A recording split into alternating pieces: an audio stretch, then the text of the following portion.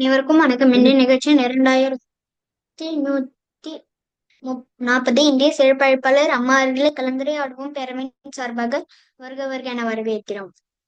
குரலும் பொருளும் கூறுவதற்கு சகோதர சகோதரிகளை வரவேற்கிறோம். குரல் பொருளும் வரலாற்று செய்திகள் வழங்குவதற்கு டெல்லியா பிரமணேகம் ஐயா அவர்களை அன்புடன் அழைக்கிறோம். இசைப்பாடல் வழங்குவதற்கு செந்தமிழ் பாடகி பாக்யலட்சுமி அம்மா அவர்களையும் தென்மொழி பண் நீகவரசன் ஐயா அவர்களையும் அன்புடன் அழைக்கிறோம். இன்றைய நிகழ்ச்சியின் முதல் பகுதியாக இன்றைய குரல் கூறுவதற்கு ஷாலினி அக்கா அவர்களை அன்புடன் அழைக்கிறேன். அழைத்ததற்கு நன்றி. அனைவருக்கும் வணக்கம்.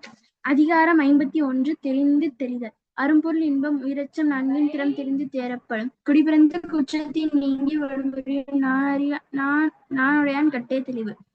அரியகச்சு ஆசச்சார் கண்ணும் தெரியுங்கால் இன்மை அரிதே வெளியிடு. குணம் நாடி குற்றமும் நாடி அவற்றில் மீனாடி மிக்க கொள். பெருமைக்கும் ஏனை சிறுமைக்கும் துத்தம் கருமமே கட்டளைக்கு. நன்றி. நன்றிங்க அக்கா. அடுத்ததாக சுவாதி அக்கா அவர்களே அன்புடன் அழைக்கிறேன். நன்றி. அனைவருக்கும் வணக்கம். அதிகாரம் 79 நாடு. பிறை நீர நீரவர் கேள்வி பிறைமதி பின்னீர பேதையார் நட்பு. பொருள்: அறிவுடையார் நட்பு வளர்ப்பிறை போன்றது, அறிவில்லாதோர் நட்பு தேய்பிறை போன்றது. அனைவருக்கும் நன்றி, வணக்கம். நன்றிங்க அக்கா. அடுத்ததாக தர்ஷினி அக்கா அவர்களே அன்புடன் அழைக்கிறேன்.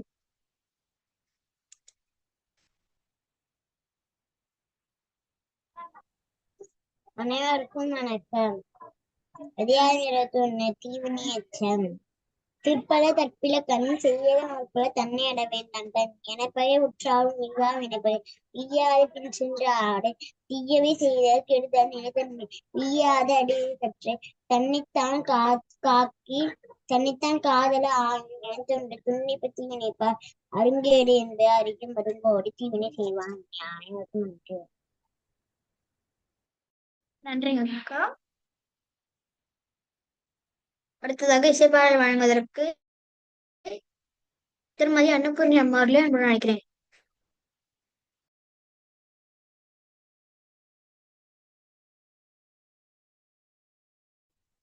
அழைத்ததற்கு நன்றி ஷான். குழந்தைகளுக்காக ஒரு பாட்டு. விருந்து அப்படின்னா நம்ம சாப்பிட்றதுக்கு விருந்துக்கு போவோம் இல்லையா, அதுக்கு ஒரு குழந்தைங்களுக்கான ஒரு சின்ன பாட்டு.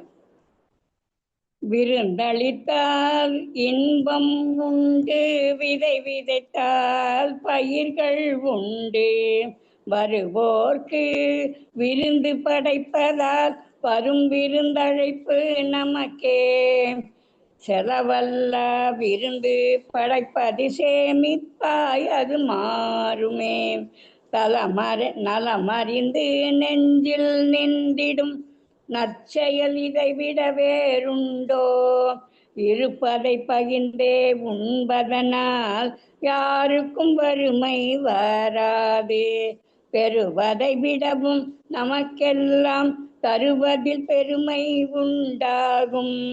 விருந்தளித்தால் இன்பம் உண்டு, விதை விதைத்தால் பயிர்கள் உண்டு, வருவோர்க்கு விருந்து படைப்பதால் வரும் விருந்தழைப்பு நமக்கே.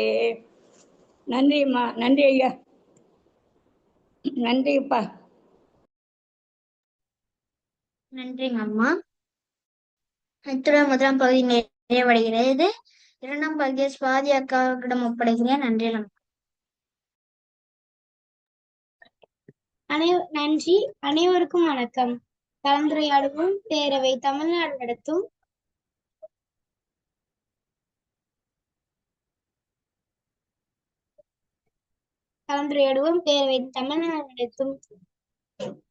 தன்னம்பிக்கை களம். நிகழ்வு எண் 2140, நாள் 5/5/2026, செவ்வாய்க்கிழமை. இன்றைய சிறப்பழைப்பாளர் அந்தோனி கிரேசி அம்மா அவர்கள். சிகரம் தொட்ட ஆசிரியர் 2006. பேசுதல், எழுதுதல், நிகழ்ச்சி தொகுத்து வழங்குதல், மாணவர்களின் நண்பர் தன்னம்பிக்கை அம்மா அவர்கள். இன்று பேச எடுத்துக்கொண்ட தலைப்பு அழகு. அம்மா, நாங்கள் 6 மணி வரை உரையாற்றலாம் அம்மா, பாருங்கள் அம்மா.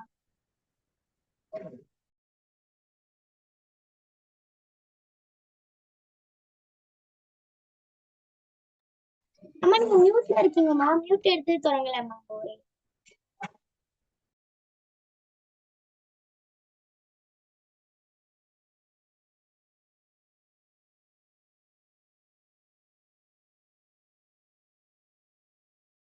அம்மா நீங்க அன்மியூட்ல இருக்கீங்கம்மா, நீங்க மியூட் எடுத்து விடுங்கம்மா.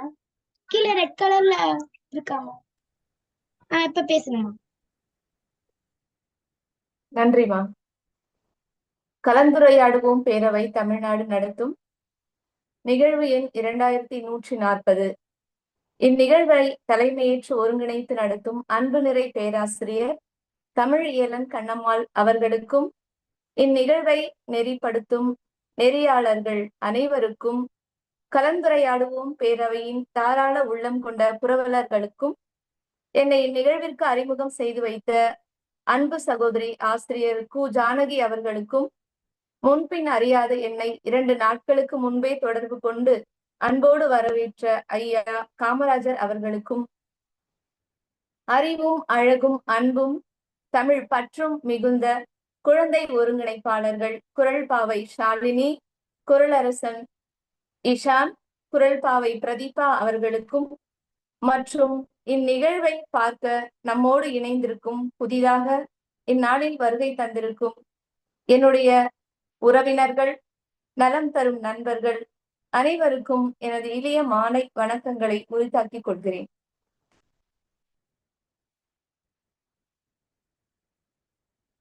சுரதம் தனி விளைந்த தோகை சுகிர்த விரதம் தனி விளைந்த மேனி நிரதம் கழல்படு மார்பின் கழல் வீரன் சாவ உளம்படு கல்லே அழகு என்று புறநானூற்று பாடலில் ஔவையார் அவர்கள் கூறுகிறார். கருமையான கூந்தலும் மேன்மையான மேனியும் அழகல்ல, போர்க்களத்தில் சென்று போரிட்டு மார்பில் விழுப்புண் பெற்று அதற்காக உயிரை கொடுக்கும் வீரனே அழகு. அவ்வீரனின் நினைவாக வைக்கப்படும் நடுக்கல் அதனினும் அழகு என்று கூறுகிறார் நம் ஔவையார் அவர்கள். அழகு என்றால் பெண்களுக்கு தான் உரியது என்று நாம் இவ்வளவு நாள் எண்ணிக்கொண்டிருக்கிறோம். ஆனால் அழகு என்பது ஆண்களுக்கே உரியது என்று அற்புதமான விளக்கத்தை கொடுத்துள்ளார் நம் ஔவையார் அவர்கள். புறத்துறுப்பெல்லாம் எவன் செய்யும் யாக்கை அகத்துறுப்பு அன்பில் அவர்க்கு என்று முழங்கும் வள்ளுவர் பெருந்தகையோ அழகு என்ற சொல்லை தனது நூலில் ஒரு இடத்தில் கூட பயன்படுத்தவே இல்லை. மாறாக அழகு என்று பொருள் தரும் எழில், கவின், அணி போன்ற வார்த்தைகளையே அவர் பயன்படுத்தியுள்ளார். அன்பு இல்லாத ஒருவருக்கு அவர் பெற்றுள்ள புற உறுப்புகளால் பயன் ஏதும் இல்லை. அவர் பெற்றுள்ள அன்பு என்னும் அக உறுப்பே அவருக்கு அழகை தரும் என்று ஆணித்தரமாக கூறுகிறார் நமது வள்ளுவ பெருந்தகை. கண்வனப்பு கண்ணோட்டம், கால்வனப்பு செல்லாமை, என்வனப்பு இத்துணையாம் என்றுரைத்தல் பண்வனப்பு, கேட்டோர் நன்றென்றல் கிளர்வேந்தன் தன்னாடு வாட்டான் நன்றென்றல் வனப்பு. இந்த புறநானூற்று ஆசிரியர் நமக்கு கூறுவது என்ன? வனப்பு வனப்பு என்று கூறுகிறார். வனப்பு என்றால் என்ன? அழகு. கண்களுக்கு அழகு இரக்கத்தோடு பார்த்தல், கால்களுக்கு அழகு பிறரிடம் பொருள் வேண்டி செல்லாதிருத்தல், கல்விக்கு அழகு ஆராய்ந்து அறிவித்தல், இசைக்கு அழகு கேட்போர் நன்றி என்று கூறுதல், அரசனுக்கு அழகு தன் நாட்டு மக்களை வருத்தாது இருத்தல். இவையே அழகின் இலக்கணங்களாக நமது சங்ககால புலவர் காரியாசன் அவர்கள் வரிசைப்படுத்துகிறார். யார் யாருக்கு அழகு என்று எடுத்து கூறும் ஒரு சிறு கதையை நாம் இப்போது கேட்கலாம். ஒரு நாள் அக்பரின் அரசவையில் அமைச்சர்கள் அனைவரும் கூடியிருக்க, அக்பரோ தனது பேர குழந்தையை மடியில் வைத்து கொஞ்சிக் கொண்டிருந்தார். காலையிலிருந்து மாலை வரை அன்று அரசவையில் மக்களுடைய பிரச்சனைகளோ நாட்டு நடப்போ எதுவுமே பேசப்படவில்லை. அமைச்சர்கள் அனைவரும் அமைதியாக அமர்ந்திருந்தனர். பொழுது போயிற்று. அந்த நாளும் நிறைவடைந்தது. பீர்பால் மற்றும் அக்பரிடம் சென்று, அரசே, இன்றைய நாள் முழுவதும் நாம் நாட்டு நடப்பு எதையுமே பேசவில்லையே, இன்றைய பொழுது வீணாக கழிந்து விட்டதே என்று கவலையோடு கூறுகிறார். அப்பொழுது அக்பரோ, ஏன் இவ்வாறு கூறுகிறாய் என்று கேட்க, நீங்கள் தான் உங்கள் பேர குழந்தையை மடியில் வைத்து கொஞ்சம் விளையாடி கொண்டிருந்தீர்களே, அப்படி நாட்டு நடப்பை நாம் எப்பொழுது பேச முடியும் என்று கேட்கிறார் பீர்பால். அக்பர் கூறுகிறார், எனது பேரனின் அழகு இந்த நாட்டையே மறக்க செய்து விட்டது. என் பேரனை பார், எவ்வளவு அழகாக இருக்கிறான், எப்படி பேசுகிறான், இவனை பார்த்தால் எவ்வளவு அழகாக இருக்கிறது. என் பேரனை விட அழகான பொருள் இந்த நாட்டில் இருக்கிறதா என்று கேட்கிறார். அப்பொழுது அமைச்சர்கள் அனைவரும் இருக்கிறது என்று கூறுகிறார்கள். உடனே அக்பர், அடுத்த நாள் அமைச்சரவைக்கு நீங்கள் வரும்பொழுது என் பேரனை விட ஒரு அழகான பொருளையோ அல்லது நபரையோ நீங்கள் எடுத்து வர வேண்டும் என்று கூறுகிறார். அரசவை கலைந்தது. அனைவரும் வீட்டுக்கு செல்கின்றனர். பொழுதும் புலர்ந்தது. அடுத்த நாள் காலை அரசவை கூடுகின்றது. அமைச்சர்கள் அனைவரும் தங்கள் கண்களுக்கு அழகாக தெரிந்த பல வண்ண மலர்களையும் அழகான பறவைகளையும் விலங்குகளையும் அவர்கள் எடுத்து வருகின்றனர். பீர்பால் மட்டும் எதுவும் எடுத்து வரவில்லை. அவை ஒவ்வொன்றாக அக்பரிடம் சென்று காட்டுகிறார்கள். அரசர் அனைத்தையும் பார்க்கின்றார். எல்லாம் நன்றாக இருக்கிறது. பீர்பாலிடம் வருகிறார். பீர்பாலின் கையில் எதுவும் இல்லை. அக்பர் கேட்கிறார், என்ன பீர்பால், இப்பொழுது ஒப்புக்கொள்கிறாயா? என் பேரனை விட உனக்கு அழகானது எதுவுமே இல்லை என்று ஏன் நீ எதையும் எடுத்து வரவில்லை என்று கேட்கிறார். பீர்பால் கூறுகிறார், இல்லை அரசே, உங்கள் பேரனை விட அழகான ஒரு குழந்தையை நான் பார்த்தேன். ஆனால் அவனை இங்கு அழைத்து வர அவன் தாயார் அனுமதிக்கவில்லை என்று கூறுகிறார். அப்படியா, வாருங்கள், நாம் நேரில் சென்று பார்க்கலாம் என்று அக்பரும் அவருடைய அமைச்சர்களும் புறப்படுகின்றனர். வெகு தூரம் பயணம் சென்ற பிறகு ஒரு இடத்தில் பீர்பால் அவர்கள் நிறுத்துகிறார்கள். அனைவரும் அங்கிருந்த ஒரு சிறு குடிசையை உற்று நோக்குகிறார்கள். அந்த குடிசையின் அருகில் ஒரு குழந்தை விளையாடி கொண்டிருக்கிறது. நன்றாக கருகருவென்று அழகாக அந்த குழந்தை மண்ணில் புரண்டு விளையாடி கொண்டிருக்கிறது. உடம்பெல்லாம் மண்ணும் தூசியுமாக இருக்கிறது. திடீரென்று அந்த குழந்தை ஒரு கல்லில் தடுக்கி கீழே விழுந்து விட்டது. அம்மா என்று அலறிய உடனே அந்த குடிசையிலிருந்து அந்த குழந்தையின் தாய் ஓடி வருகிறார். ஓடி வந்து குழந்தையை தூக்கி மடியில் வைத்து அதன் மேலுள்ள தூசியை எல்லாம் துடைத்து அன்போடு அந்த குழந்தையை கொஞ்சுகிறார். என் கண்ணே, என் மணியே, அழகு செல்லம், நீதாண்டா, ஏண்டா அழுகிற என்று அந்த குழந்தையை கொஞ்சுகிறார். அம்மா, இந்த கல் தான் என்னை தடுக்கி விழ வைத்தது என்று அந்த கல்லை காட்டுகிறார். தாயாரோ, அந்த கல் தான் உன்னை கீழே விழ வைத்ததா? இரு, அந்த கல்லை நான் அடித்து விடுகிறேன் என்று அந்த கல்லை அடித்துவிட்டு குழந்தையை மார்போடு அணைத்து அதற்கு முத்தமிட்டு, என் அழகு செல்லம், என் கண்மணி, நீ அழக்கூடாது என்று அந்த குழந்தையை சமாதானப்படுத்துகிறார்.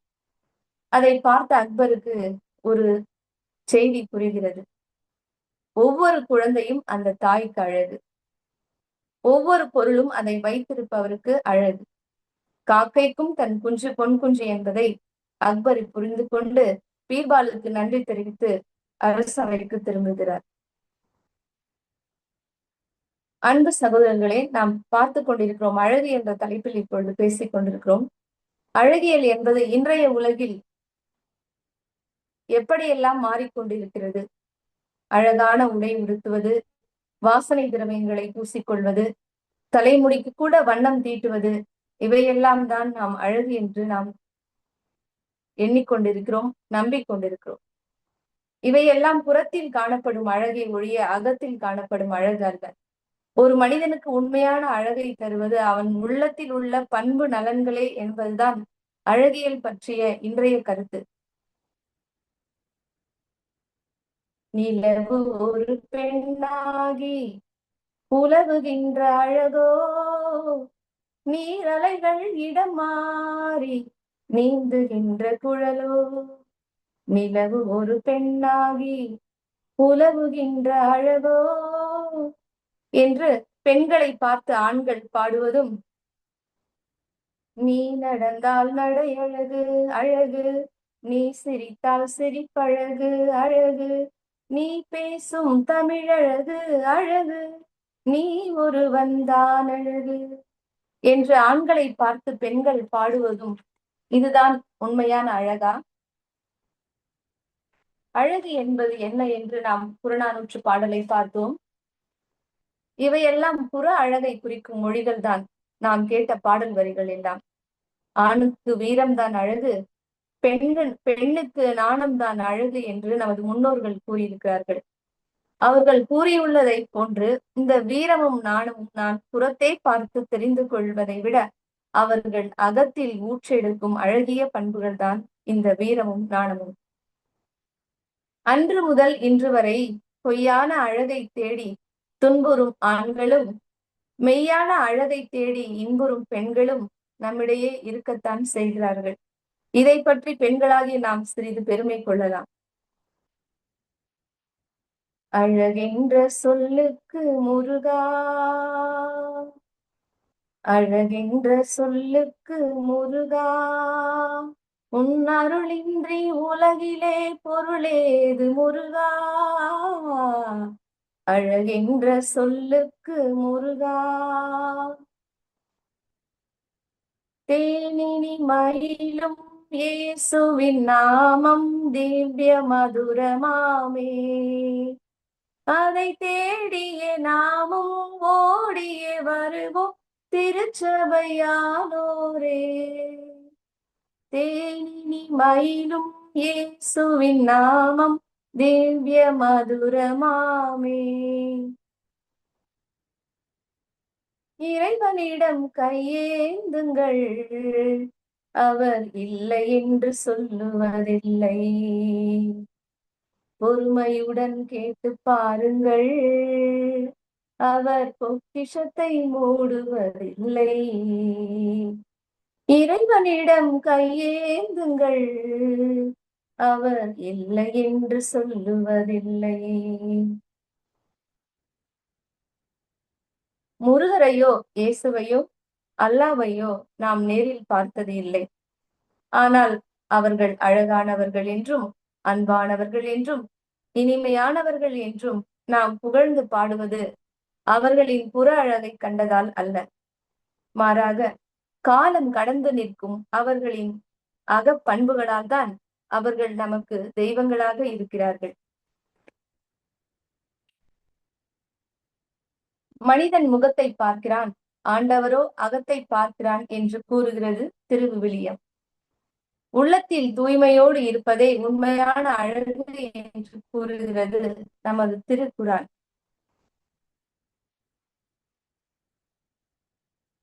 தெய்வங்கள் எல்லாம் அழகாக இருக்கிறார்கள் என்று நாமே கற்பனை செய்து கொண்டு தெய்வங்களுக்கு உருவம் தந்து அவர்கள் அந்த அழகான உருவத்திற்கும் நாம் மலர் அலங்காரம், வண்ண வண்ண பூக்களை சூடுவது, தெய்வத்திற்கு பொட்டு வைப்பது, அவற்றிற்கு அபிஷேகம் செய்வது என்று மேலும் மேலும் நாம் அழகு செய்து கொண்டிருக்கிறோம்.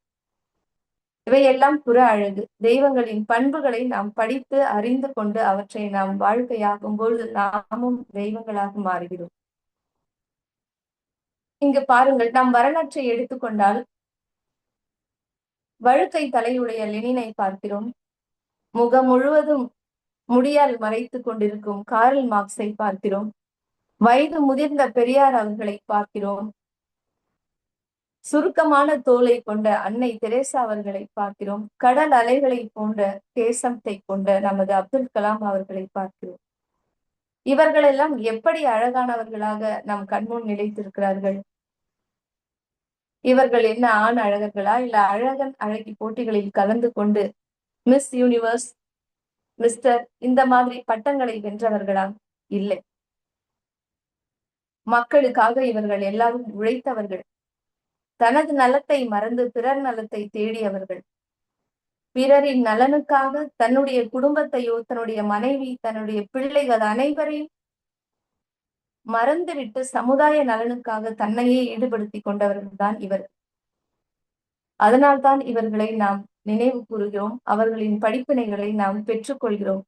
அவர்களை வியப்போடு பார்க்கிறோம்.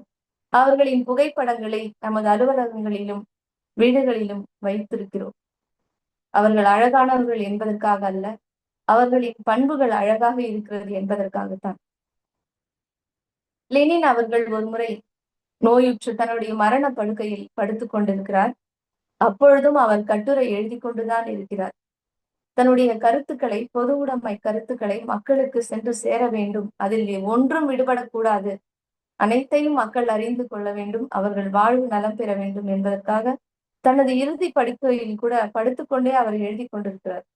அப்பொழுது அவரை சந்திக்க வந்த மருத்துவர், ஐயா, நீங்கள் இப்பொழுதெல்லாம் எழுதக்கூடாது, உங்கள் உடல் மிகவும் களைப்பாக நோயுற்று இருக்கிறது, நீங்கள் சற்று ஓய்வெடுத்தால்தான் இன்னும் சிறிது காலம் வாழ்வீர்கள் என்று கூறுகிறார். அப்பொழுது அங்கிருந்த லெனினுடைய நண்பர் மருத்துவரிடம் கூறுகிறார், ஐயா, நீங்கள் இவரை தவறாக புரிந்து கொண்டிருக்கிறீர்கள். இவர் எழுதுவதை நிறுத்திவிட்டால் இன்றே இறந்து விடுவார். அவர் எழுதி கொண்டே இருந்தால்தான் இன்னும் சில நாட்களுக்கு உயிர் வாழ்வார் என்று கூறுகிறார். அத்துணை அளவிற்கு மக்களை நேசிப்பவர்கள் தான் நமது தலைவர்கள். மக்களின்பால் அன்பு கொண்டு அவர்களுடைய நல்வாழ்விற்காக தனது நோயையும் வலியையும் மறைத்துக் கொண்டு அதை சுகமாக கருதி உழைத்துக் கொண்டிருக்கிறவர்கள் தான் லெனின் போன்ற தலைவர்கள். கார்ல் மார்க்ஸ் ஐயா அவர்கள் இந்த உலகத்தையே புரட்சி போட்ட ஒரு புரட்சியாளர், பொது உடைமை கொள்கையின் தந்தை. அவருடைய மனைவி ஜென்னி மார்க்ஸ் தன்னுடைய குழந்தைக்கு பால் கொடுக்க கூட பசி என்று அழுது கொண்டிருக்கும் குழந்தைக்கு பால் கொடுக்க கூட அவருடைய உடம்பில் உதிரம் இல்லை. அந்த அளவிற்கு வறுமையில் வாடிக்கொண்டிருக்கும் மனைவியை விட்டுவிட்டு அவர் பொது வேலையில் ஈடுபட்டு கொண்டிருக்கிறார். உழைப்பாளர்கள் பிரச்சனையை பேசுவது, அதற்காக போராடுவது, அவர்களுக்கு விடுதலை பெற்றுத் தருவது, இதை பற்றியே எப்பொழுதும் கார்ல் மார்க்ஸ் சிந்தித்துக் கொண்டிருப்பதால் தன் குடும்பத்திற்காக வருமானம் ஈட்ட அவர் எந்த ஒரு தொழிலையும் செய்யவில்லை. ஒருமுறை அவருடைய குழந்தை இறந்தபோது அந்த குழந்தையை இறுதிச் சடங்கு செய்ய வேண்டும். குழந்தையை புதைப்பதற்கு கூட அவரிடம் பணம் இல்லை. அவருடைய மேலாடையை விற்று அந்த பணத்தை கொண்டு வந்து தன்னுடைய குழந்தைக்கு இறுதிச் சடங்கு செய்கிறார். ஏனென்றால் அவர் வேலைக்கு செல்லவில்லை, வருமானம் இல்லை. அவருடைய வேலை முழுவதும் உழைப்பாளர்களின் பிரச்சனையை பேசுவது, அதற்காக குரல் கொடுப்பது, அவர்களை ஒன்று திரட்டுவது, இதுதான் அவருடைய வேலை. அவர் உழைப்பாளர்களை பார்த்து கூறுகிறார், உழைப்பாளர்களே, நீங்கள் ஒன்று கூடுங்கள். நீங்கள் இழப்பதற்கு என்று எதுவுமே உங்களிடம் இல்லை. ஆனால் நீங்கள் இழக்கக்கூடாத பொன்னான ஒரு உலகம் உங்களுக்காக காத்திருக்கிறது. நீங்கள் அனைவரும் ஒன்றாக சேர வேண்டும். உங்களுடைய உரிமைக்காக குரல் கொடுக்க வேண்டும். உங்கள் ஊதியத்தை நீங்கள் மீட்டெடுக்க வேண்டும் என்று கூறுகிறார். இந்த பொது உடைமை கொள்கை உலகத்திலேயே மிக பெரும் புரட்சியை ஏற்படுத்தியது. அத்துணை அளவிற்கு அவர்கள் தங்கள் குடும்பத்தையும் தன் சொந்த பிள்ளையையும் மனைவியையும் மறந்து பிறருக்காக தியாகம் செய்து வாழ்ந்திருந்ததால் தான் அவருடைய அந்த தாடி வைத்த முகத்தை கூட நாம் அழகாக மாட்டி வைத்திருக்கிறோம் நமது அலுவலகத்தில். அடுத்ததாக இந்த தென் தமிழகத்திலே ஜாதி வெறியும் மத வெறியும் தலைவிரித்து ஆடிக்கொண்டு மனிதனை மனிதனாக மதிக்காத இந்த இழிந்த நிலையை கண்டு ஒரே ஒரு மனிதருக்கு மட்டும் மீசை துடித்தது. அவர் பாரதி. அதே போன்று தனது வயது முதிர்ந்த காலத்தில் கூட நாம் போராட வேண்டும், இன்னும் நாம் பயணம் செய்ய வேண்டும், 90 வயதில் கூட நாம் பயணம் செய்ய வேண்டிய தூரம் இன்னும் அதிகம் உள்ளது என்று எண்ணிக்கொண்டிருந்தவர் தான் பெரியார். தமிழ்நாட்டில் உள்ள மக்களுக்கெல்லாம் சூடு சொரணை வர வேண்டும் என்று தன்னுடைய மூத்திர பையை தன்னுடைய கையிலே பிடித்து கொண்டு பல மைல் தூரம் நடந்து சென்ற அந்த 90 வயது கிழவர் தான் பெரியார். இவர் எவ்வளவு அழகானவர்! இவருடைய அழகுக்கு நிகராக இன்று எந்த ஒரு ஆண்மகன் இருக்கிறார் நம்முடைய தமிழ்நாட்டில்? காட்டுங்கள். அடுத்ததாக கரடு முரடான உருவம் கொண்ட சேகுவாரா. இவர் கியூபா நாட்டின் வெளியுறவுத்துறை அமைச்சராக பதவியில் இருந்தால் கூட தனது நாட்டை பற்றி கவலைப்படாமல் பக்கத்து நாட்டை பற்றி கவலைப்படுகிறார். தென் அமெரிக்கா முழுவதும் தொழிலாளர்கள் புரட்சி நடந்து கொண்டிருக்கிறது. பொலிவியாவின் காட்டில் இவரை அழைத்து கொண்டு சித்திரவதை செய்து இவரை கொல்லுகிறார்கள். காரணம், புரட்சி செய்வார், தன்னுடைய மக்களுக்கு உரிமைகளை பெற்று தருவார், அருகில் உள்ள நாட்டிற்கும் அந்த உரிமைகள் கிடைக்க வேண்டும் என்று விரும்புகிறார். இவருடைய வார்த்தைகள் புரட்சியான வார்த்தைகள். தனது நாட்டில் கியூபாவில் ஏற்பட்ட புரட்சி அப்பொழுதே தென் அமெரிக்கா முழுவதுமே பற்றி எரிந்தது. இன்று அண்டை நாடுகளில் போர் சூழ்ந்தால் நமக்கென்ன, நாம் சுகமாக இருக்கிறோமே என்று அமர்ந்து கொண்டிருக்கும் தலைவர்கள் தான் அதிகம் ஒழிய அந்த தலைவர்களை அழைத்து அவர்களுடைய பிரச்சனைகளை பேசி அவர்களை சமாதானம் செய்து வைப்பதற்கு தைரியமான தலைவர்கள் யாரும் நமது சேகுவாரை போல யாருமே இல்லை. அப்படியானால் அந்த கரடு முரடான உருவம் கொண்ட சேகுவாருடைய புகைப்படம் எவ்வளவு அழகானது! அந்த புகைப்படம் தரும் உணர்வுகள் ஒவ்வொருவருக்கும் எவ்வளவு அழகானவை, அற்புதமானவை என்று யோசித்து பாருங்கள். முகத்தில் சுருக்கங்களோடு கூடிய நமது அன்னை தெரேசாவையும் பளபளப்பான உருவம் கொண்ட ஐஸ்வர்யாவையும் பக்கத்தில் வைத்து பாருங்கள், யார் அழகானவர்கள் என்று உங்களுக்கு தெரியும். ஐஸ்வர்யா ராயின் புகைப்படத்தை வைத்திருப்பவர்கள் புற அழகை தேடுகிறார்கள். அன்னை தெரேசாவின் புகைப்படத்தை வைத்திருப்பவர்கள் அக அழகை தேடுகிறார்கள். கருவுற்று ஒரு குழந்தையை பெற்றெடுக்கும் தாய்மாரை விட கருணையுற்று பல குழந்தைகளை பெற்றெடுத்தவர்தான் நமது அன்னை தெரேசா அவர்கள். இரக்கமின்றி அற்புதங்கள் நிகழ்த்துவதை விட இரக்கத்துடன் தவறுகள் செய்வதையே நான் விரும்புகிறேன் என்று கூறுகிறார் நமது அன்னை தெரேசா அவர்கள். கடல் அலை போன்ற தலைமுடி கொண்ட நமது அப்துல் கலாம் ஐயா அவர்களோ, அழகை பற்றி கனவு காணாதீர்கள், அது உங்களை பாழாக்கிவிடும். உங்கள் கடமையை பற்றி கனவு காணுங்கள், அது உங்களை அழகாக்கும் என்று கூறுகிறார். இந்தியா 2020 இந்த உலகையே திரும்பி பார்க்க வைத்த, வல்லரசு நாடுகளை எல்லாம் நடுநடுங்க வைத்தவர் தான் நமது அப்துல் கலாம் அவர்கள். அவரது தனது அறிவையும் ஆற்றலையும் பயன்படுத்தி தனது குடும்பத்திற்கோ எதுவும் செய்து கொள்ளவில்லை. அவர் திருமணம் செய்து கொள்ளவில்லை. அவருக்கு மனைவியும் இல்லை, பிள்ளைகளும் இல்லை. அவருடைய மனைவி இந்த தேசம்தான், அவருடைய பிள்ளைகள் இந்த நாட்டு மக்கள் தான். அவருடைய காதலோ இந்த அணுகுண்டு சோதனையை செய்து அதில் வெற்றி பெறுவதுதான் அவருடைய காதல். அணு ஆற்றலில் மற்ற நாடுகளைப் போல நமது நாடும் சிறந்து விளங்க வேண்டும் என்பதையே தன்னுடைய கனவாக வைத்திருந்தவர்தான் அப்துல் கலாம் அவர்கள். இவர்களின் அழகையெல்லாம் நாம் பார்த்து ரசிக்க வேண்டும். பார்த்து ரசிப்பதோடு நின்று விடாமல் அவர்களுடைய அழகான வார்த்தைகளாம் படித்து நமது மனதில் நிறுத்தி வைத்துக் கொண்டால் நாமும் அவர்களைப் போல அழகானவர்களாக மாறுவோம். நமது புகைப்படங்களும் பலரது வீட்டில் வைக்கப்படும், பலரது அலுவலகங்களில் நிலைநிறுத்தப்படும். சகோதரர்களே, அடுத்ததாக அழகு என்பதை பற்றி நான் எழுதியுள்ள சில கவிதை வரிகளை உங்களுக்காக நான் வாசிக்க விரும்புகிறேன். புள்ளிகள் அழகு, அவை இணைந்து உரு கொடுக்கும் கோடுகள் அவற்றினும் அழகு. கோடுகள் அழகு, அவை இணைந்து உரு கொடுக்கும் சொற்கள் அவற்றினும் அழகு. சொற்கள் அழகு, அவை இணைந்து உரு கொடுக்கும் தொடர்கள் அவற்றினும் அழகு. தொடர்கள் அழகு, அவை இணைந்து உரு கொடுக்கும் நூல்கள் அவற்றினும் அழகு. நூல்கள் அழகு, அவற்றை கற்கும் மாந்தர்கள் அவற்றிலும் அழகு. மாந்தர்கள் அழகு, கற்றவற்றை கலந்துரையாடும் பேரவையோ அனைத்திலும் அழகு. அழகான பேரவையில் நாம் இணைந்திருக்கிறோம். உங்கள் அனைவருக்கும் எனது மனம் நிறைந்த வாழ்த்துக்கள். நல்ல விதைகளை மண்ணில் புதைத்து வைத்தால் அவை வளர்ந்து பலன் தரும். நல்ல சிந்தனைகளை மனதில் புதைத்து வைத்தால் அவை பலன் தருவதில்லை. சிந்தனைகளை சீர்களாக்கி சிலரிடம் பலரிடம் பகிர்ந்து கொண்டால் நமது வாழ்வு பண்படும், பலன் தரும். உதிர்ந்த சிந்தனைகள் கூட உயிர் பெறும். தண்ணீரால் உங்கள் முகத்தை கழுவும் போதெல்லாம் உங்கள் அகத்தையும் கழுவி விடுங்கள் தூய அன்பினால். புது புது வண்ணங்களால் உங்கள் முகத்தை அழகுபடுத்தும் போதெல்லாம் புது புது எண்ணங்களால் உங்கள் அகத்தையும் அழகுபடுத்துங்கள். புது புது வண்ணங்களால் உங்கள் முகத்தை அழகுபடுத்தும் போதெல்லாம் புது புது எண்ணங்களால் உங்கள் அகத்தையும் அழகுபடுத்துங்கள். புன்னகைகள் நீங்கள் உங்கள் அளவை காட்டும், உங்கள் புன்னகையோ உங்கள் அழகை காட்டும். பொன்னகைகள் உங்கள் அளவை காட்டும், புன்னகையோ உங்கள் அழகை காட்டும். அன்பில்லாத அழகு வெறுமையைத்தான் தரும்.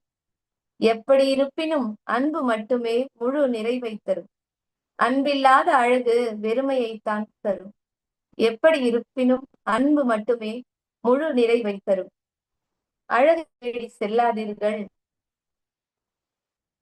அக அழகை தேடி செல்லுங்கள். முக அழகை தேடி செல்லாதீர்கள், அக அழகை தேடி செல்லுங்கள். அப்போது நீங்கள் சொல்லும் சொற்களும் நீங்கள் செல்லும் பாதைகளும் அழகு. புறம் என்பது பொய், அகம் என்பதே மெய். புறம் என்பது பொய், அகம் என்பதே மெய். புறத்தை போம் அகத்தை அன்பு செய்வோம். இவ்வளவு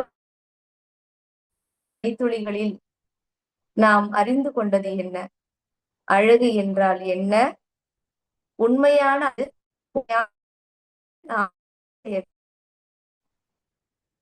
அழகு என்றால் என்பதற்கு விடை என்ன? அக அழகே அழகு. அக அழகே அழகு. உண்மையான அழகு எது? உள்ளத்தில் தூய்மையோடு இருப்பதே உண்மையான அழகு. உள்ளத்தில் தூய்மையோடு இருப்பதே உண்மையான அழகு. உண்மையான அழகை பெற நாம் என்ன செய்ய வேண்டும்? உண்மையான அழகை பெற நாம் தனிமையில் இருக்க வேண்டும். அமைதியாக அமர்ந்து தியானம். நமது உடலை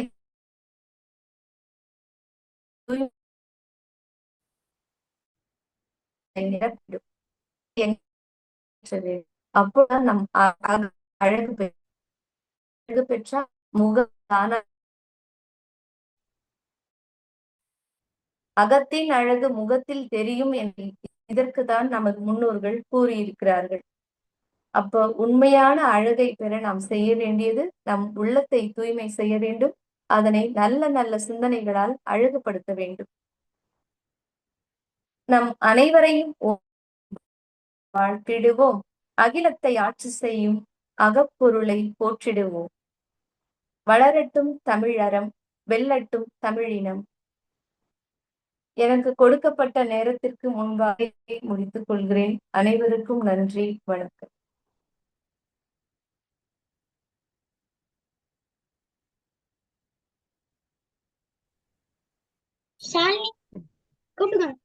நன்றிங்கம்மா.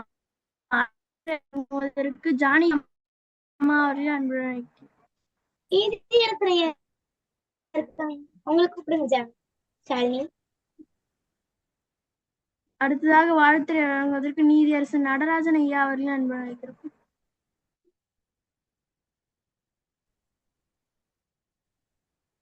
அனைவருக்கும் இன்று சகோதரி அந்தோ தெரேசி அவர்கள் அழகு என்றால் என்ன என்பதை பற்றிய உரை சொன்னார்கள். அழகு என்பது புற அழகு அல்ல, அக அழகுதான் அழகு என்பதை மிகவும் அழகாக எடுத்து விளக்கினார்கள். அன்னை தெரேசா உலக அழகி ஐஸ்வர்யா, இவர்கள் இருவரில் யார் அழகி என்று கேட்டால் அன்னை தெரேசா அவர்கள்தான் அழகு என்பதை அருமையாக எடுத்து சொன்னார்கள்.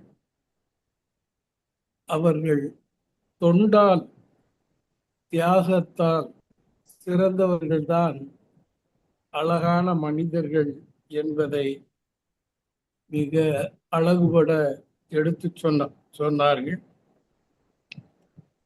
அப்படி தந்தை பெரியார் அவர்களை பற்றியும் அவர்தான் தொண்டால், சிந்தனையால், சமூக அக்கறையால் பாடுபட்ட தந்தை பெரியார் அவர்கள்தான் அழகானவர் என்பதையும் எடுத்து சொன்னார். அப்படிப்பட்ட தந்தை பெரியார் அவர்கள் சொன்னார்கள், மானமும் அறிவும் மனிதர்க்கு அழகு என்று சொன்னார்கள். ஒரு மனிதன் அழகானவன் என்பதை நாம் கண்டறிய வேண்டுமானால் அவன் மானம் உள்ளவனாக இருக்க வேண்டும், அறிவு உள்ளவனாகவும் இருக்க வேண்டும் என்பதால் தான் தந்தை பெரியார் அவர்கள் சொன்னார்கள், மானமும் அறிவும் மனிதர்க்கு அழகு என்று அழகுபட எடுத்து சொன்னார்கள். சகோதரி அந்தோனிக்கு திரேசி அவர்களின் உரை அழகு, அவருடைய கருத்து அழகு, அவருடைய சொல் அழகு, அவர் எடுத்துரைத்த விதமும் அழகு என்று சொல்லி அவரை மனதார வாயார வாழ்த்துகிறேன். வாய்ப்புக்கு நன்றி. வணக்கம். நன்றி ஐயா.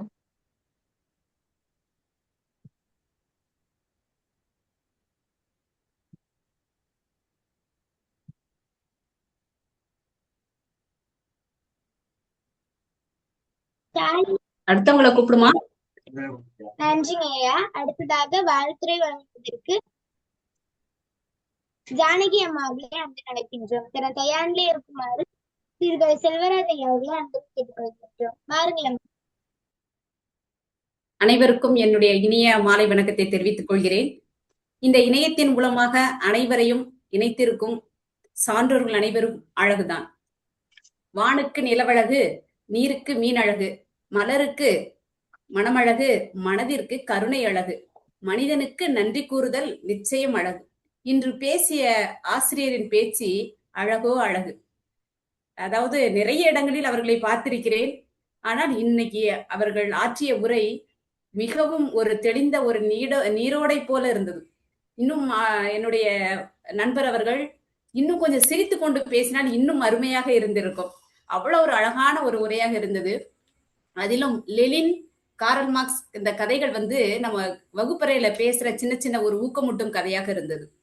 திருவள்ளுவர் சொல்றாரு, நகையுள்ளும் இன்னாது இகழ்ச்சி, பகையுள்ளும் பண்புல பாடறிவார் மாட்டு. நாம் சிரித்து மகிழும் நேரத்தில் கூட அடுத்தவரை இகழ்ந்து பேசாமல் இருப்பது அழகுதான். பகைவனிடத்திலும் பண்போடு நடந்து கொள்ளும் பண்பு அழகு. சிலருக்கு நகைச்சுவை அழகு, சிலருக்கு சிரிப்பு அழகு, சிலரை சிரிக்க வைப்பதும் அழகு. மொத்தத்தில் ரசிக்கப்படுவதும் அனைத்தும் அழகு. அதாவது ஆவல தொடங்கி கடைசி நம்ம இன்னும் சொல்லும் இல்லையா, அது வரைக்கும் எல்லா எடுத்துக்காட்டுகளையும் கூறி பேசிய விதம் அருமையோ அருமை. மொத்தத்தில் தமிழ் அழகு என்று முடித்த விதமும் ரொம்ப அழகாக இருந்தது. இந்த இணையத்தில் இணைந்திருக்கும் அனைவருக்கும், இந்த வாய்ப்புகளை ஏற்படுத்தி கொடுத்த அனைவருக்கும், மற்றும் சிறப்புரை வாழ்த்துரை வழங்கக்கூடியவர்களுக்கும், சிறப்பாக வழிநடத்தி சென்றிருக்கின்ற நம்முடைய தமிழியலன் ஐயா அவர்களுக்கும், பிரமநாயகம் ஐயா, அடுத்த காமராஜர் ஐயா மற்றும் மாணவ மாணவிகள் அனைவருக்கும் என்னுடைய நெஞ்சம் நிறைந்த வாழ்த்துக்களையும் வணக்கத்தையும் தெரிவித்துக் கொண்டு நன்றியை கூறிக்கொள்கிறேன். நன்றி, வணக்கம். நன்றி அம்மா. நன்றி அம்மா. நன்றிங்க அம்மா. அடுத்ததாக வாழ்த்துரை வழங்குவதற்கு எம்எல் குப்பராஜ் அம்மா அவர்களை அன்புடன் அழைக்கிறோம்.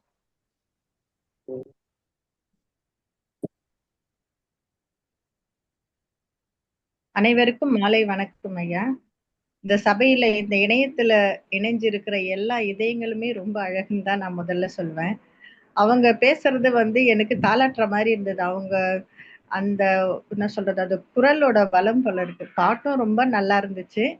அவங்க பேசுறது நான் நிறைய ஒலி புத்தகங்கள்லாம் கேட்கிற பழக்கம் உண்டு. அந்த ஒலி புத்தகத்துல வர குரல் மாதிரியே இருந்தது. நிஜமாவே ரொம்ப அழகா இருந்துச்சு. எனக்கு இவங்க பேசணும்னா ஒரு கவிஞர் சொல்வாரு, இயற்கையில பாத்தீங்கன்னா ஆண்கள் தான் ரொம்ப அழகு.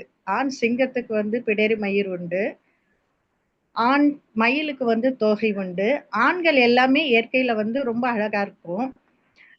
ஆனா அந்த கவிஞர் சொல்வாரு, இறைவா மனித படைப்பில் பெண்களை ஏன் இவ்வளவு அழகாக படைத்தாய் அப்படின்னு. ஆனா இப்ப பேசின ஆசிரியரோட உரையை கேட்டா அந்த கவிஞர் நிஜமாவே ரொம்ப சந்தோஷப்படுவாருன்னு நினைக்கிறேன்.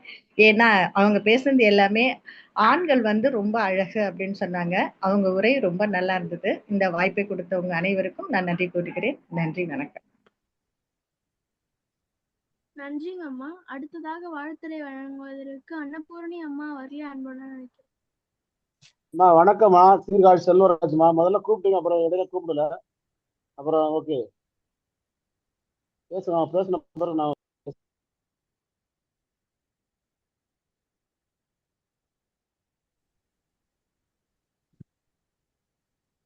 அன்னபூர்ணி அம்மா. அழைத்ததற்கு நன்றி அம்மா. கூப்பிடுங்கம்மா. என்னம்மா யார் பேசுறாங்களா? செல்வராஜையா பேசுறேன். யாரு பேசுறாங்க? சீர்காழி செல்வராஜையா. நீங்க பேசுங்கம்மா, நீங்க பேசுங்க. அர்த்தம் நான் பேசுறேன். நீங்க பேசுங்க சார். ஐயா பேசுங்க. நீங்க பேசுங்க. ஐயா பேசுங்க ஐயா, வெயிட் பண்ணிட்டு இருக்கோம். பேசுங்க ஐயா. யார் பேசினாலும் அது அழகுதான்.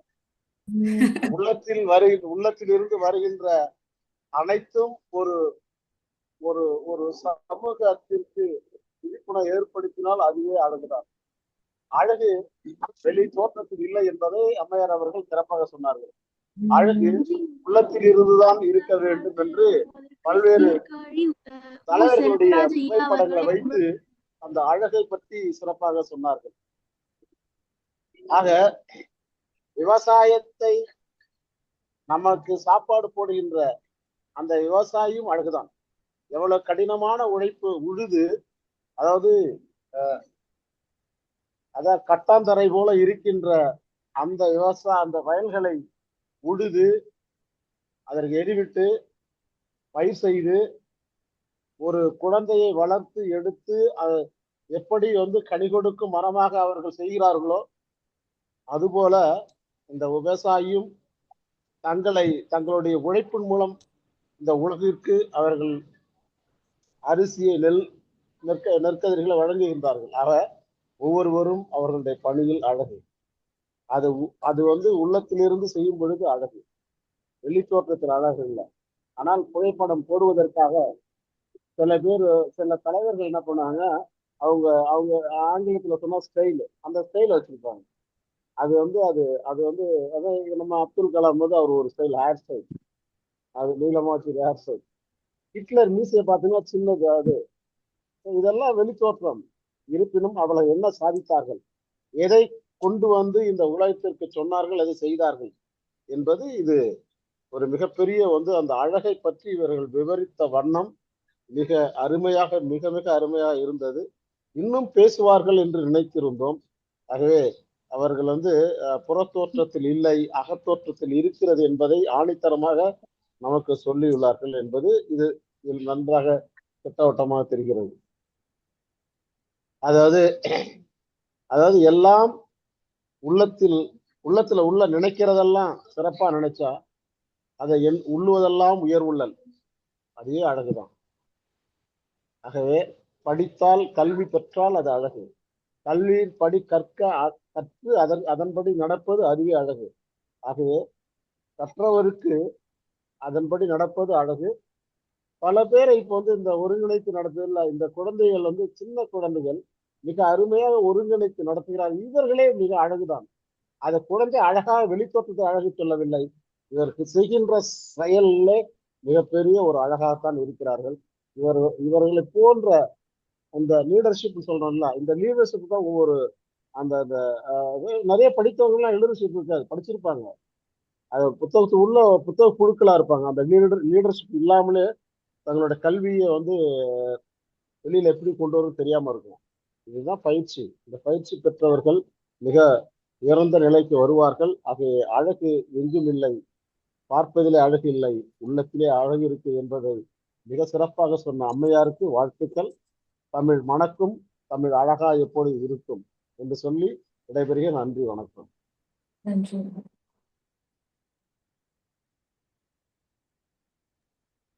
நன்றிங்க ஐயா. அடுத்ததாக வாழ்த்துறை வழங்குவதற்கு திருக்குறள் காமராஜ் ஐயா அவர்கள் அன்புடன் அழைக்கிறேன்.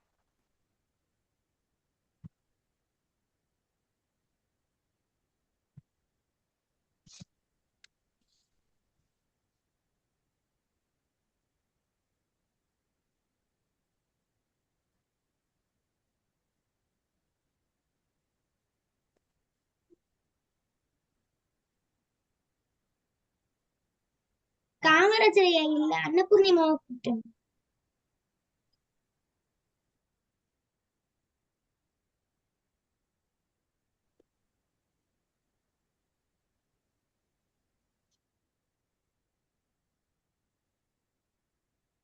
திரும்ப ஒரு வாட்டி கூப்பிடுமா?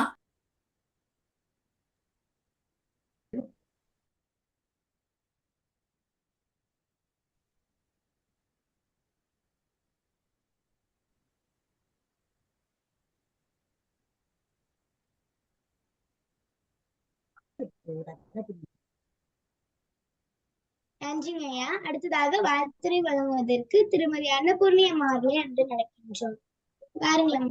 இதற்கு நன்றி சுவாதி. இன்று நம்முடைய சிறப்பு அழைப்பாளர் அந்தோணி கிரேசி அம்மா அவர்களுக்கு முதற்கண் என்னுடைய வணக்கம். சான்றோர் பெருமக்களுக்கும் குழந்தைகளுக்கும் என்னுடைய வணக்கங்கள் பல. அதாவது தலைப்புக்கு ஏற்ற மாதிரி அழகா பேச ஆரம்பிச்சாங்க. அழகே அழகுதான், அவங்க பேச்சே அழகே அழகுதான். முதல்ல புறநானூற்று பாடல ஔவையார் பாடிய அந்த பாட்டை கூறி ஆரம்பிச்சதே, பாட்டை இது பண்ணி சொல்லிட்டு கூறி ஆரம்பித்ததே மிகவும் அழகாக இருந்தது.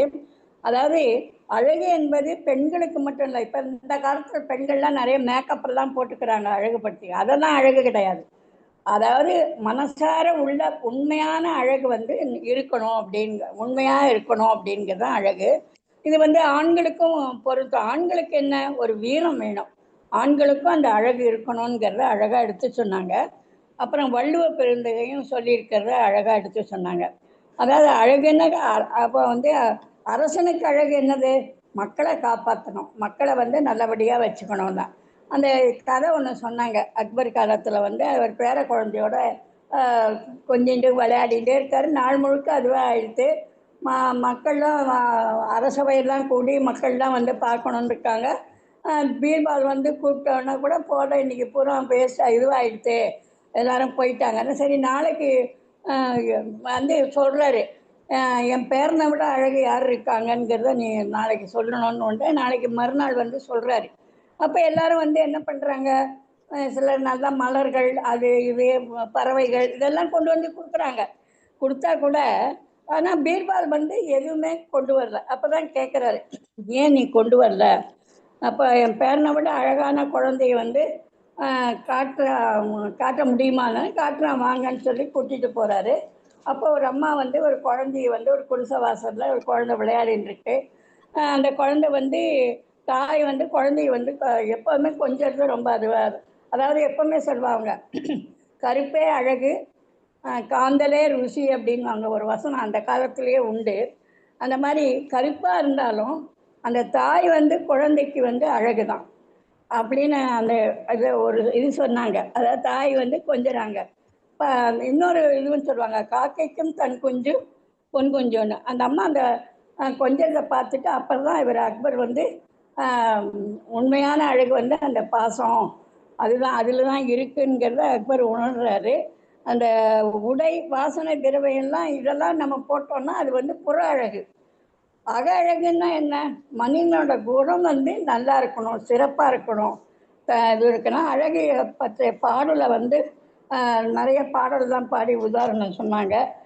அப்புறம் உண்மையான அழகு இதுன்னா ஆணுக்கு வீரம் தான் அழகு. அழகென்ற சொல்லுக்கு முருகா அந்த பாட்டு, அப்புறம் இயேசுவின் நாமமே அமர்வா அந்த பாட்டு, இறைவனிடம் கையேந்துகள் அந்த பாட்டு பாடி இனிமையாக பாடினாங்க. இவங்கெல்லாம் அழகானவங்க, இனிமையானவங்க, அன்பானவங்கன்னு சொன்னாங்க. இந்த இறைவனிடம் கையேந்துங்கன்ற பாட்டை என்னுடைய கணவர் எப்போவுமே விரும்பி பாடுவார். அவருக்கு அந்த பாட்டு ரொம்ப பிடிக்கும். நீங்கள் பாடினோன்னே எனக்கு அவருடைய நினைவு எடுத்துமா. அடுத்தது உள்ளத்தின் தூய்மை தான் அழகுக்கு அழகு அப்படிங்கிறது உண்மை. அடுத்தது மக்களுக்காக உழைத்தவர்களை பற்றி அழகாக சொன்னாங்க. பண்புகள், அவங்களுடைய பண்புகளும் ரொம்ப அழகானவ. பொதுமடை உடைமை கொள்கை கொண்ட பெரியாரை பற்றி வாழ்ந்தவர்கள் வாழ்வு, அவருடைய இது, பெரியார் மக்களுக்கு நிறைய செய்திருக்காங்க. அதாவது ரொம்ப முடியாத காலத்தில் கூட அவர் மக்களுக்காக இது பண்ணார். அன்னை தெரசா எல்லா குழந்தைகளையும் தன் குழந்தை மாதிரி பாவிச்சாங்க. ரொம்ப குழந்தைகளுக்காக பாடுபட்டாங்க. அதே மாதிரி அப்துல் கலாம் போன்றவர்கள் அந்த எல்லாருடைய இதையும் சொல்லி அருமையாக அழகை பற்றி நாம் பார்த்து செயல்பட்டால், அவங்கள பார்த்து நாம் இந்த மாதிரி அவங்க ஒவ்வொருத்தரும் ஒவ்வொரு விதமாக செயல்பட்டாங்க. அதை பார்த்து நம்மளும் செயல்பட்டால் நம்மையும் எல்லாரும் அழகாக இருக்கணுங்கிறத சொல்லுவாங்க. தங்களின் கவிதை ரொம்ப அற்புதமாக இருந்தது. நல்ல விதை விதைத்தால் பயிர் உண்டாகும். அதே மாதிரி நல்ல சிந்தனைகளை விதைத்தால் வாழ்வுக்கு நல்ல வரம் வரும், நல்ல வாழ்வு கிடைக்கும். அது அக அழகே அழகு, உள்ளத்தின் தூய்மையே உண்மையான அழகுங்கிறத அழகாக சொல்லி நம்மளை அழகாக ஆக்கினாங்க. இப்போ நானே ஒரு அழகி மாதிரி ஆயிட்ட மாதிரி எனக்கு ஒரு பாவனை, அதாவது எனக்கு ஒரு உற்சாகம் வந்ததுமா. நன்றி, வாழ்த்துக்கள். இந்த பாட்டியோட வாழ்த்துக்கள். மிக்க நன்றி அம்மா. அம்மா. அடுத்ததாக வாழ்த்துரை வழங்குவதற்கு திருக்குறள் காமராஜ் ஐயா அவர்களை அன்போடு அழைக்கிறோம்.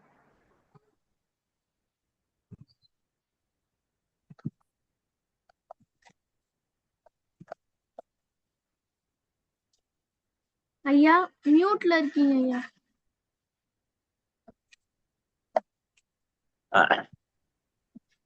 ஓப்ப தலை கூடி உள்ள பிரிதல் அனைத்து புலவர் தொழில். மகிழ்வாக கூடியிருந்தாலும் இனி இவரை என்று காண்போம் என நினைக்கும்படி பிரிதலும் புலவர் தொழிலாகும் என்று அந்தோனி கிரேசி ஆசிரியர் அவர்கள் மிக சிறப்பான ஒரு உரை ஆற்றி எல்லார் மனதிலும் கொள்ளை கொண்டிருக்கிறார்கள் என்பதை அறிய முடிகிறது. அந்தோனி கிரேசி அம்மாள் அவர்கள் ஒவ்வொரு நிமிஷமும் குழந்தைகளை விட்டு பிரிவதே இல்லை என்கிற ஒரு செய்தி அந்த பள்ளியில வேலை செய்கிற மற்ற ஆசிரியர்கள் சொல்ல கேட்டிருக்கிறேன். அந்த வகையில ஒரு சிறப்பான பாடத்தை நடத்தக்கூடிய ரொம்ப நாளா ரொம்ப வருஷமா அவங்களுடைய அனுபவங்களை எல்லாம் அந்த ஊருக்கும் அந்த குழந்தைகளுக்கும் சிறப்பாக எடுத்து சொல்லி வாழ்ந்து கொண்டிருக்கிறவர்களை இந்த அரங்கத்திற்கு வருக என வரவேற்பதிலும் பாராட்டுவதிலும் நான் மிக்க மகிழ்ச்சி அடைகிறேன். நீங்க பாத்தீங்கன்னா அவங்க நாங்க நேற்றுதான் கூப்பிட்டேன். இந்த மாதிரி அம்மா நீங்க ஏதாவது ஒரு தலைப்புல பேச முடியுமா அப்படின்னு சொல்லி, சரிங்க நான் உடனே பேசிடுறேன் அப்படின்னு சொல்லி ஒரு நல்ல ஒரு தலைப்புல அழகா பேசி நம்மளை எல்லாம் விழிப்பில் ஆத்திருக்கிறார். அதே போல அழகுக்கு அழகு சொல்லலாம். அழகே நீ பேர் அழகு, அழகான கண்ணழகு இந்த மாதிரி அழகு என்பது கவர்ச்சி, எழில், பொலிவு, கவின் மற்றும் நேர்த்தியை குறிக்கின்ற ஒரு பண்பு பெயரே.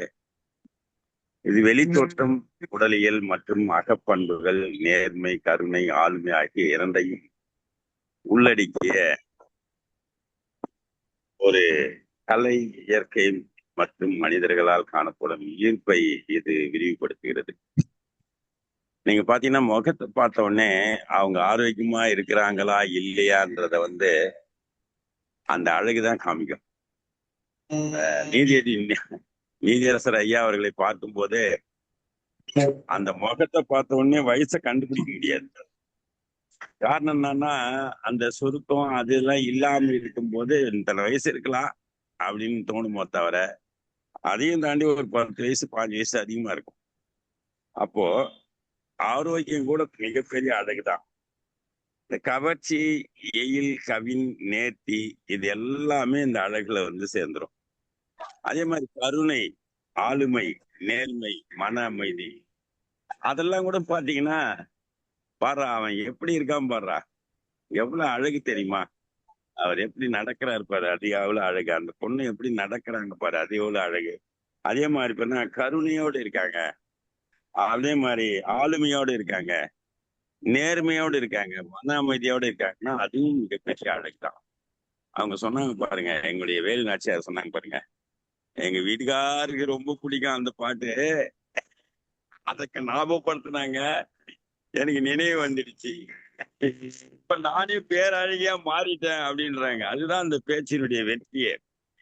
அது போல உடனடிய பண்புகள், முகப்பொலிவு, போதுமான தூக்கம் இது கூட ரொம்ப அழகுக்கு முக்கியம். தினமும் 6 மணி நேரம் மன அழுத்தம் இல்லாத நிலை, புத்துணர்ச்சி இது எல்லாமே அழகுதான். எதுவுமே அழகு இல்லை அப்படின்னு சொல்லிட முடியாது. அதே மாதிரி பாத்தீங்கன்னா சிற்பங்கள், ஓவியங்கள், இசை, நாடகம் மற்றும் நடனம். ஒரு டான்ஸ் போடலாமா, குழந்தைங்கிட்ட நீங்க போய் ஒரு டான்ஸ் போடலாம்னு பாட்டு பாருங்களேன், ஒரு பாட்டு போடுற டான்ஸ் போடுறியான்னு கேட்டு பாருங்க, ரொம்ப சிரிப்பு, ரொம்ப ஜாலியா சிரிச்சுட்டு 80வது அகவையிலும் கீழே இறக்கி டான்ஸ் போட வச்சிருவாங்க குழந்தைங்க. நம்ம நீதிபதி ஐயா அப்படித்தான் இறக்கி டான்ஸ் போட வச்சாங்க பிறந்த நாளைக்கு, 80வது பிறந்த நாளைக்கு. அது மாதிரி அந்த நடனம் இருக்கிறது, அதுவும் அழகு. அந்த மாதிரி நம்ம வந்து அழகுன்னு ஒரு நிறைய விஷயம் பேசலாம். அழகு என்பது பார்ப்பவர்களின் கண்களுக்கு உணர்ச்சி படுவரின் மனதிலும் உள்ளது என்பதை சொல்லி இந்த நல்ல உரையை ஆற்றிய அந்தோனி கிரேசியம்மாள் அவர்கள், நான் இரவு ஒரு 10 மணிக்கு அலைபேசியில் அழைத்து, அம்மா உன்னுடைய பதாகையை நான் எவ்வளவு முன்னாடியே போட்டுட்டேன், நீங்க பார்க்காதவே இருக்கீங்க அப்படின்னு. இல்லைங்க, நான் சர்ச்சுக்கு போயிருந்தேன், இப்ப பார்த்துட்டேன், நல்லா இருக்கு அப்படின்னாங்க. ரொம்ப சிறப்பா பேசுனீங்க, ரொம்ப சந்தோஷமா. வாழ்த்துக்கள். அனைவருக்கும் எங்க ஊருடைய அடையாளமாகிய மலை தெரியும்னு நினைக்கிறேன். பார்த்துங்க. ரொம்ப நன்றி, வணக்கம். மிக்க நன்றி. நன்றி ஐயா. நன்றிங்க ஐயா. அடுத்ததாக வாழ்த்துரை வழங்குவதற்கு பாலு தமணன் ஐயா அவர்களை அன்புடன் வைக்கிறோம்.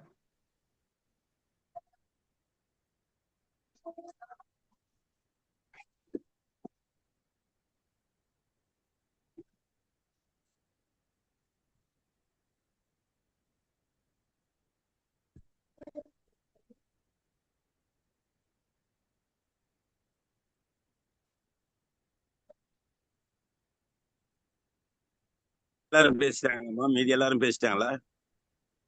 ஐயா அங்க வரலன்னா அடுத்தவங்களை கூப்பிட்டுருமா? அடுத்தவங்க கூப்பிட்டுருமா? ஜானகியம்மா பேசிட்டாங்களா? அங்க ரெட்மின்ட்டு இருக்காங்க ஐயா, யாருன்னு தெரியல. சரி, பரவாயில்ல. வரலன்னா பரவாயில்ல, விட்டுங்க. அவங்க டீச்சர் கேளுங்க, யாருன்னா வந்திருக்காங்களா உங்க ஆளுங்க அப்படின்னு கேளுங்க. பொருளரசி. சரி, டீச்சர் வேற என்னம்மா என்ன குரலரசி சொல்லுங்க. உங்களுக்கு தெரிஞ்சவங்க யாச்சும் நிகழ்ச்சி வந்திருக்காங்களாமா? வந்திருக்காங்கம்மா. அவங்கள அவங்க பேர் சொல்லுங்க. பேர் சொல்லுங்க. நான் பேர் சொல்லுங்க. தங்கச்சி வந்திருக்காங்க, ஜாக்லின் வந்திருக்காங்க. ஐயோ பேச சொல்லுங்க. இங்க கல்யாணத்துக்கு வந்தா சாப்பிடாம போக கூடாது. ஜாக்லின் அம்மா அவர்களே அன்பு நினைக்கின்றோம். பாருங்களம்மா. ஜாக்லின் அம்மா.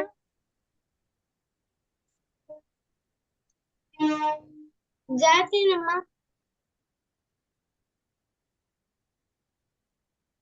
உறவினர்கள் நிறைய பேர் வந்திருக்காங்க. குரலரசி, நீங்க அவங்களோட பேர்லாம் சொல்லுங்க. எனக்கு தெரியல என்னோட போர்டுல. நீங்க சொன்னீங்கன்னா நான் யாருன்னு சொல்லி கூப்பிடலாம். அம்மா ரெட்மி 9 பவர் அப்படிதாம்மா இருக்கு. நேம் வரலைங்களா? நேம் எதுலங்க? அப்படியா? அவங்க மியூட்ல வச்சிருக்காங்களா என்னன்னு தெரியல. ஜாக்கி இருக்கியாமா? ஆலன், ஆசிரியர் ஒரு ஆசிரியர் இருப்பாங்க. என்னுடைய நண்பர் ஒரு ஆசிரியர் இருப்பாங்க, அல்லிராணி. அவங்க இருக்காங்களான்னு பாருங்க. அனைவருக்கும் காலை வணக்கம், மாலை வணக்கம். என்னுடைய அன்பு தோழி கிரேசி அவர்களுக்கு வாழ்த்துக்கள். என்னுடைய பெயர் ஜோஸ்லி ராணி. நான் RCM பள்ளியில ஆர்ப்பாக்கத்தில் தலைமை ஆசிரியர் பணியாற்றுகிறேன். மிக்க மகிழ்ச்சி. நாங்கள் 5ஆம் வகுப்பு முதலே நாங்க ஒன்னா படிக்கிறோம். இன்னைய நாள் வரைக்கும் அவங்கள நான் சண்டே மாஸ்ல பார்ப்பேன். இன்னைய நாள் வரைக்கும் கடவுள் அவங்கள பார்க்கக்கூடிய வாய்ப்பு கொடுத்துருக்குறாங்க. ரொம்ப மகிழ்ச்சி. சிறப்பா உரையாற்றினாங்க. வாழ்த்துக்கள் அந்தோனி கிரேசி அவர்களுக்கு. வாழ்த்துக்கள். வணக்கத்தை வாழ்த்துக்கள். நன்றி நன்றி. டீச்சர் கொஞ்சம் வீடியோ ஆன் பண்ணிக்கோங்க. ஆன் பண்றேன் டீச்சர். டீச்சர் மிடிலா ஹைஸ்கூலா டீச்சர்? நான் வேலை செய்யறது தொடக்கப்பள்ளி ஐயா. டீச்சர் தொடக்கப்பள்ளி, ஊராட்சி ஒன்றிய தொடக்கப்பள்ளி, அண்டம்பள்ளி. தொடக்கப்பள்ளியில இல்ல அவங்க உங்களை தெரியும். அவங்க ஆர்ப்பாக்கம் ஆசிரியர் தொடக்கப்பள்ளி தலைமை ஆசிரியர் அவர்கள் என்னுடைய தோழி பேசுறாங்க. அடுத்தது ஜெமிமா பேசிட்டாங்களா? சரிம்மா, காணொலி வரைக்கும் போயிட்டேன். காணல் உரை. இன்றைய சிறப்பழைப்பாளர் அவர்களை காணல் உரை வழங்கி சிறப்பிக்க அன்பு அழைக்கின்றோம். காணல் உரையில் தாங்கள் இந்த கலந்துரையாடல் பேரவையில் கலந்து கொண்டு உரையாற்றிய அனுபவத்தையும் கருத்துக்கள் விடுபற்றி இருந்த அந்த கருத்துக்களையும், மேலும் இந்த பேரவை சிறப்பாக நடைபெறுவதற்கு கருத்துக்கள் இருந்தால் அந்த கருத்துக்களை பகிருமாறு இன்றைய சிறப்பழைப்பாளர் அவர்களை அன்புடன் அழைக்கின்றோம். பாருங்கள்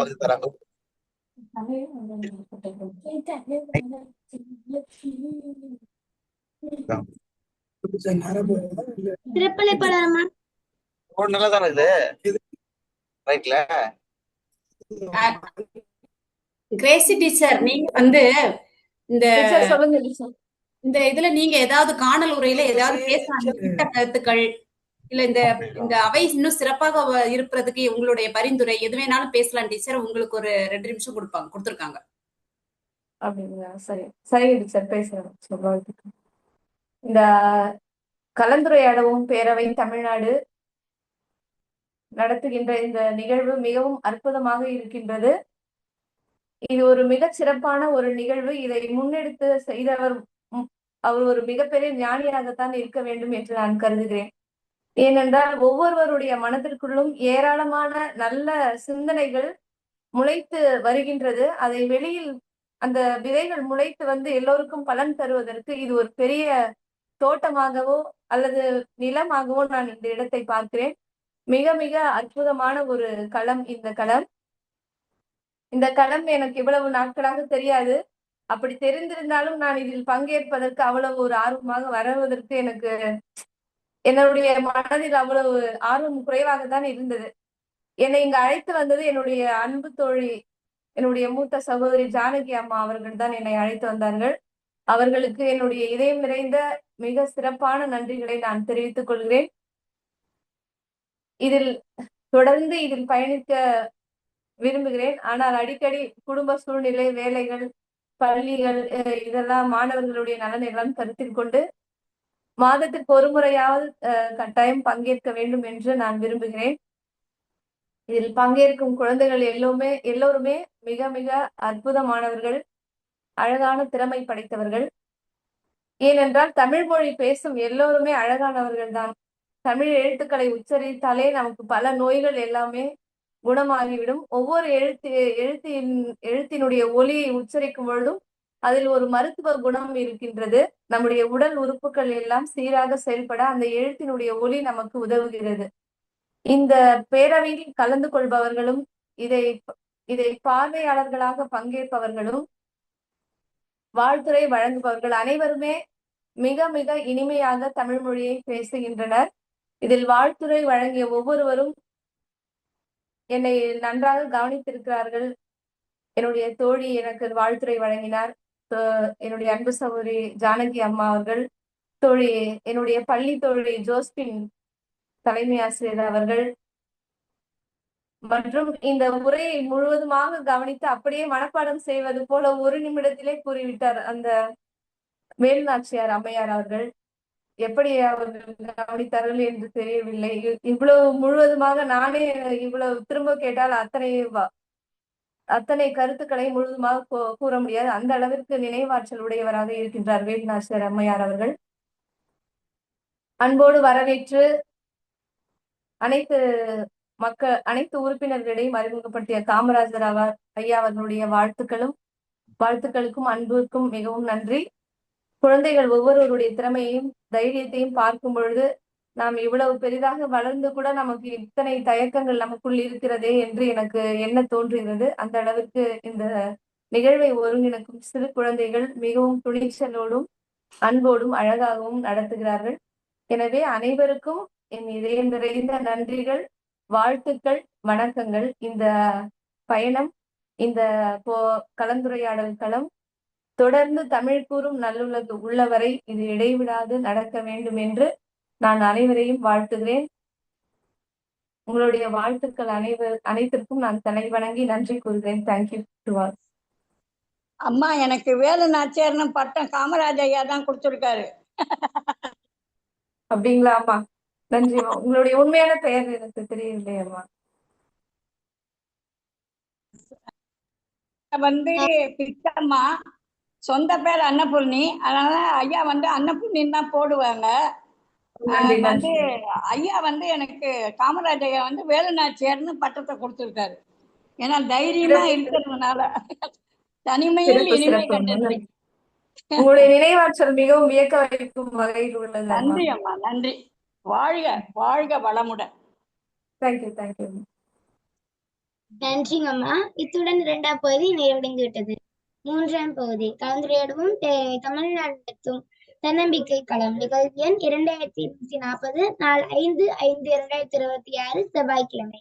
இன்றைய சிறப்பழைப்பாளர் அம்மா அவர்கள் இன்று நம்மிடம் உரை வழங்கியமைக்காக அம்மா அவர்களுக்கு மனமார்ந்த நன்றி தெரிவித்துக் கொள்கின்றோம். நன்றிங்கம்மா. இன்றைய சிறப்பழைப்பாளர் அம்மா அவர்களுக்கு பாடு சென்றுதல் பிளனம் மூலமாக வழங்கப்படும். நன்றி உரை. இன்று திருக்குறள் கூறிய சகோதர சகோதரிகள் அனைவர்களுக்கும் மனமார்ந்த நன்றி தெரிவித்துக் கொள்கின்றோம். இன்று இசைப்பாடல் வழங்கிய திருமதி அன்னபூர்ணி அம்மா அவர்களுக்கு மனமார்ந்த தெரிவித்துக் கொள்கின்றோம். நன்றி அம்மா. தொடர் வருகையாளர் அனைவர்களுக்கும் மனமார்ந்த தெரிவித்துக் கொள்கின்றோம். முன்னாள் ஒருங்கிணைப்பாளர் அனைவர்களுக்கும் மனமார்ந்த தெரிவித்துக் கொள்கின்றோம். தலைமை ஒருங்கிணைப்பாளர் நான் ஐஏஎஸ் அகாடமி இயக்குனர் பேராசிரியர் தமிழீழம் ஐயா அவர்களுக்கும் கனமல் அம்மா அவர்களுக்கும் மனமார்ந்த தெரிவித்துக் கொள்கின்றோம். அழைப்புதல் மற்றும் பாடச் சான்றிதழ் வடிவமைத்து தரும் ஷாமிலி அம்மா அவர்களுக்கும் மனமார்ந்த தெரிவித்துக் கொள்கின்றோம். நாளைய நிகழ்வு கலந்துரையாடுவோம் பேரவை தமிழ்நாடு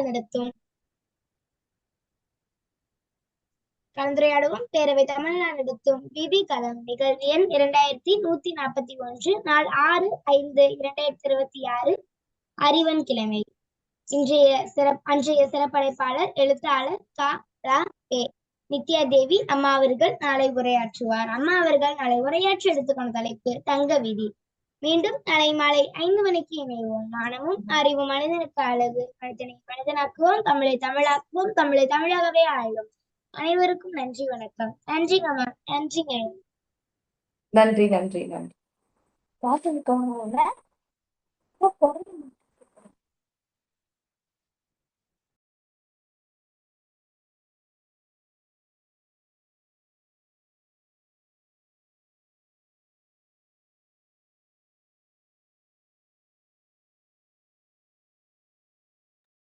சிறப்பளிப்பாளரம்மா.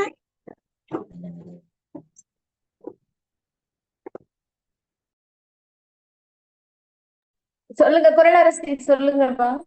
வெளியிடலாமா நீங்க? சரிடா, சரி, ஓகே. நன்றிம்மா.